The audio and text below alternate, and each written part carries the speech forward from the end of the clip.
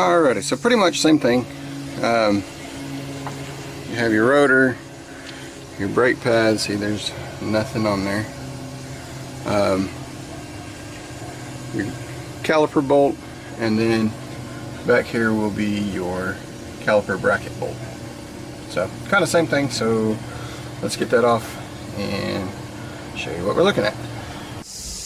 Alright.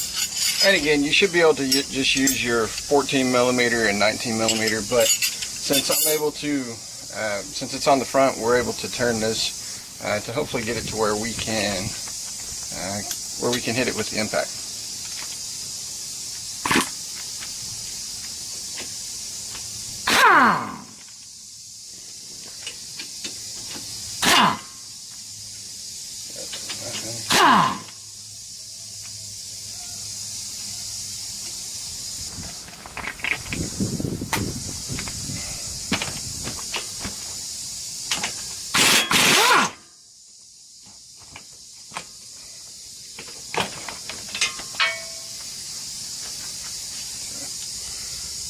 Get this up and out of the way for now.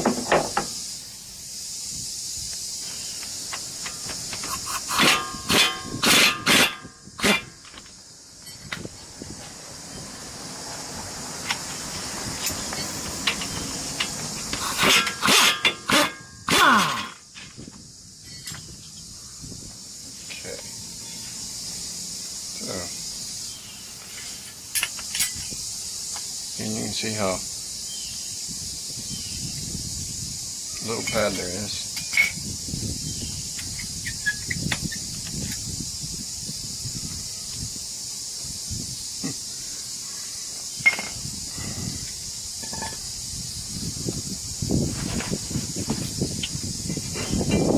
That's come off really easy.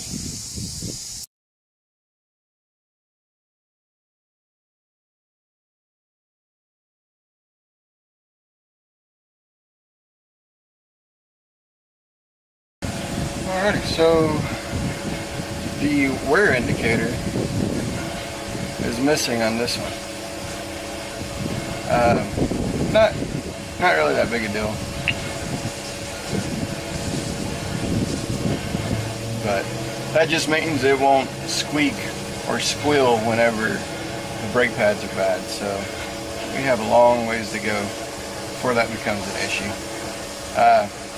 If I wanted to, I could get a piece of metal and bend it around, just like this one. Have it, you know, so far up from that, so whenever it does wear down, it'll squeak just like this one. But again, not that big a deal.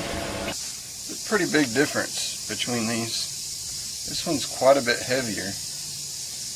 It's also quite a bit thicker, so I need to make sure. Hopefully it'll. Hopefully it's not too thick. So let me go clean this off.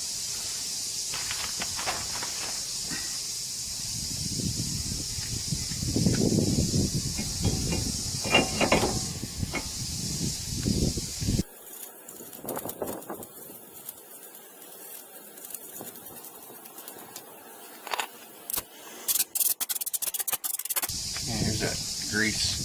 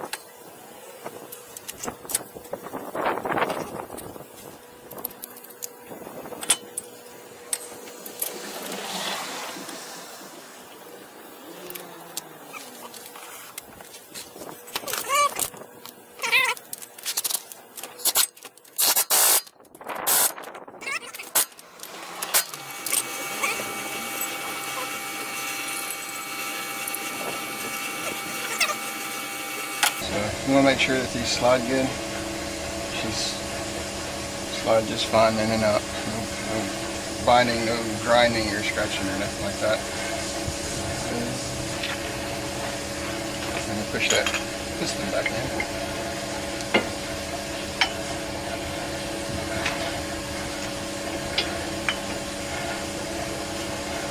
Although you can see it.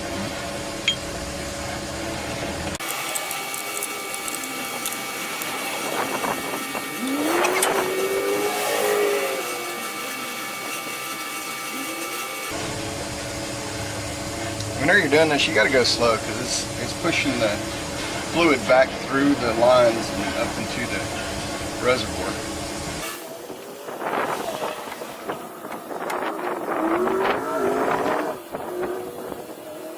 Bottomed out there. So we can put these pads on.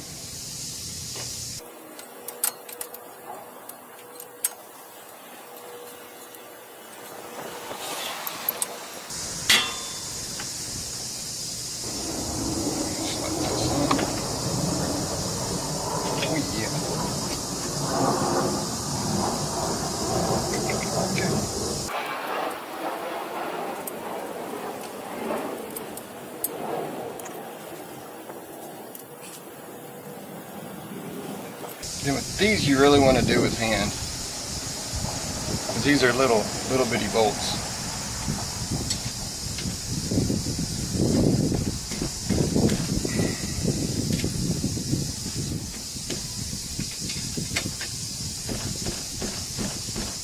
You can see how much more full that got. Alright, I'll go put this tire on and I'll finish the other side and I'll get back with you. Alright, so as you can see, it's kind of almost overflowing, so what we need to do is go ahead and pump the brakes really slowly. And actually, we should probably do that with the car off. And you'll see this pedal should go to the floor pretty much. Yeah. Alright. And just pump real slowly.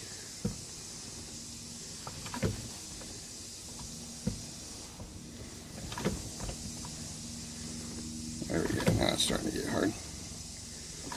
Yep. What that did was all the pistons were collapsed, and so whenever we pumped it, it pushed the pistons apart, or I guess it pushed the piston out before it was collapsed. So now it's a nice firm pedal. Okay, so you can see how much that dropped down. That dropped down, it's pretty much perfect. I think what I'm going to do is suck out the old brake fluid that's in here and fill it up with fresh brake fluid. This is not a brake flush. A brake flush would be sucking all the fluid out that's in all the lines. But we're just basically going to do this reservoir here. So. But yeah, that looks pretty cool.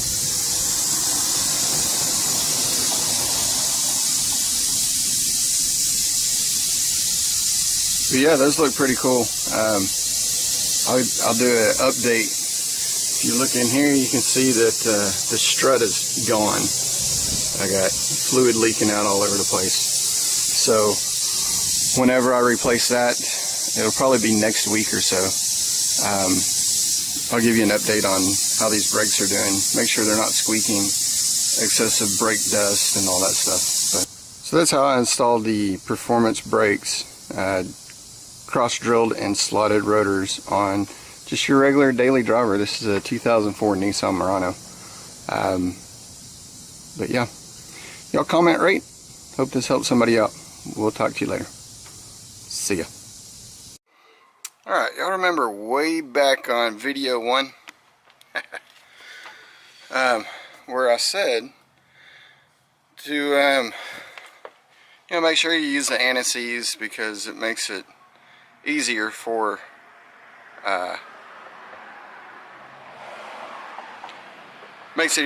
either you to remove or the next person that has to work on this. Y'all see what's wrong with this?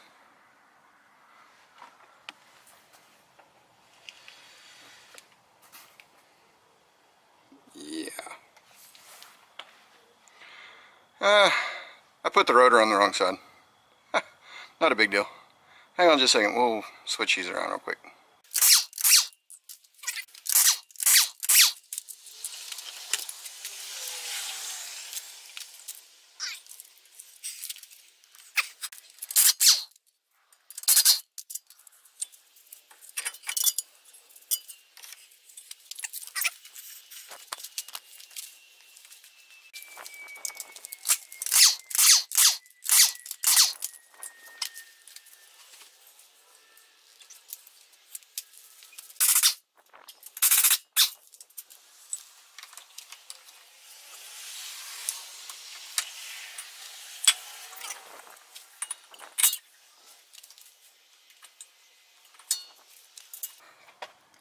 If you're having trouble lining up your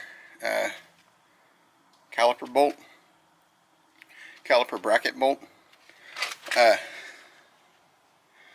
use one of your lug nuts to tighten that up. That's going to sit that up flush. Makes it a whole lot easier to put on. And you don't have to crank this down, just snug it up with just hand tight as you can get it with your hand. Will be plenty.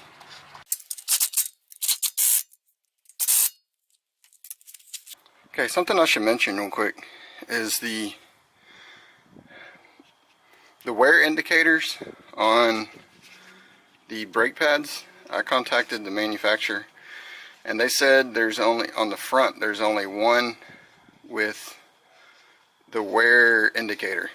In a perfect world, it's not that big a deal because both of your fronts will wear out at the same time. The only problem is that if your caliper busts, say it starts leaking and it gets let's say that your caliper piston sticks out and it doesn't retract or go in or anything, that will cause wear if your slides up here, let's say if they jam up and they stop sliding back and forth, that'll make this one wear out a whole lot faster than the other one where you may not have problems. So if you can get a wear indicator, just kind of keep that in mind. So manufacturer was great to get a hold of. I mean, I contacted him late at night and then he contacted me the very next business morning, so I don't have any complaints with them. But yeah, that's how it's supposed to look with the vents going this way, not going this way. So I was looking at that the other day, I'm like, what the heck? So, alright, I'm going to end this here. Y'all comment right. Thanks for watching. Hope this helps somebody out. Talk to you later. See ya.